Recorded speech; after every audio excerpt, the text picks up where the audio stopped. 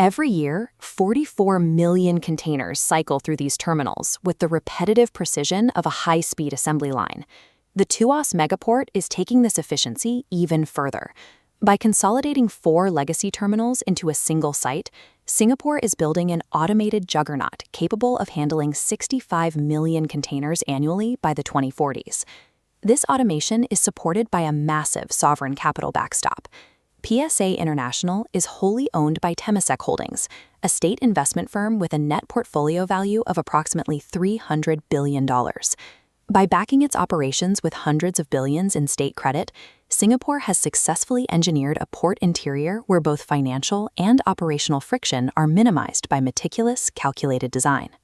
But this internal efficiency is entirely dependent on a single strip of water that exists completely outside the port's authority. This is the Strait of Malacca. It carries 30% of global seaborne trade, narrowing to just 2.8 kilometers at its tightest point. Singapore doesn't sovereignly control these waters.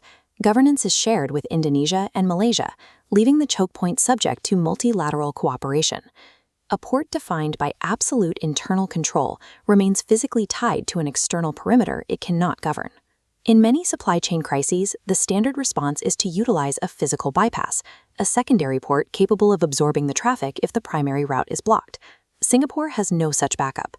If the Strait of Malacca is disrupted by conflict or piracy, there is no secondary terminal nearby with the capacity to handle the overflow. This map shows the only physical alternative. Ships must abandon the direct route and reroute completely around the region via the Sunda or Lombok Straits. This detour substitutes capacity for time, adding days to a journey, increasing costs, and reducing schedule predictability. Because Singapore cannot build a physical bypass on the water, it has spent the last decade building invisible bypasses in the digital and financial layers of trade.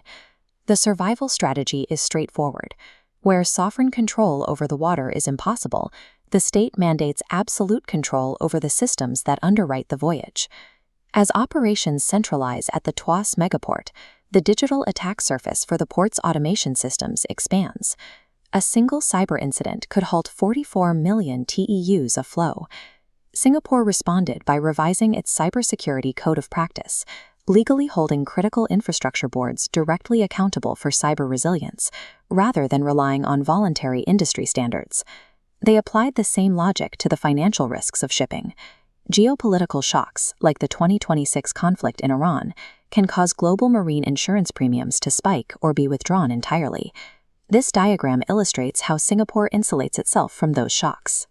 By establishing its own domestic war risk mutual insurance facility, the SWRM, and placing it under the direct regulatory authority of the Monetary Authority of Singapore, the state creates a localized financial buffer.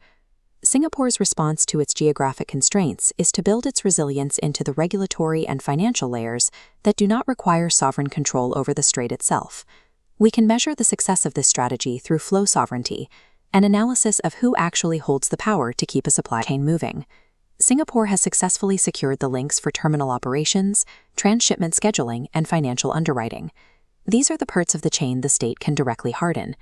However, the first link in that chain, maritime access through the strait, remains outside of their sovereign hands. Internal hardening, no matter how advanced, does not neutralize a dependency on an external, ungovernable choke point. There is a stark gap between the robotic precision of the port and the thousands of vessels drifting in the open water, subject to risks the state cannot legislate away. Unlimited capital and advanced robotics can solve the problem of internal efficiency, but they cannot replace the power of a sovereign coastline. Ultimately, the state cannot out-engineer the strait.